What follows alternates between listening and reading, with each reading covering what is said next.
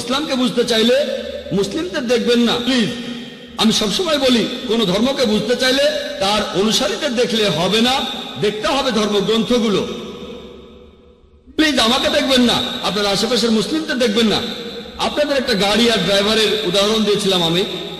একটা গাড়ি কত ভালো সেটা জানার জন্য এমন একজন লোককে গাড়িতে বসালেন যে গাড়ি চালাতে জানে না, তারপর সে গাড়িটা নিয়ে অ্যাক্সিডেন্ট করলো।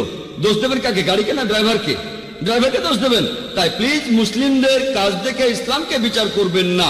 সেজন্য এই লেকচারটা হচ্ছে সবার জন্য, মুসলিম অমুসলিম সবার জন্য। যেসব মুসলিম দিশেহারা, আমরা তাদের সত্যের মুখোমুখি দাঁড় করাচ্ছি।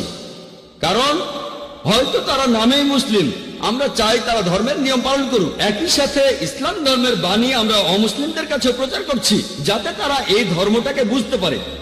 তারপর ধরেন আপনি জন্মেছেন হতে পারে জৈন পরিবারে, আপনার চারপাশে অনেক মুসলিম ছিল, বিয়ে করেছেন মুসলিমকে। হয়তো আজকে আমার লেকচার শোনার পর, ইসলাম সম্পর্কে জানার পর আপনি এই বিশ্বাসে ফিরে আসবেন। আপনি আরো বললেন যে আপনার ক্ষেত্রে তখন শুধু নাম রাখার জন্য আপনার নামের পরে আনসারি লিখেছেন, কিন্তু এখন আপনি এই বিশ্বাসে ফিরে এসেছেন, সেজন্য অভিনন্দন জানাই। আর প্লিজ বোন, যদি কোনো মুসলিমকে দেখে ইসলামকে বুঝতে চান, সেরা দৃষ্টান্ত হচ্ছে আমাদের নবীজি মুহাম্মদ সাল্লাল্লাহু আলাইহি সাল্লাম।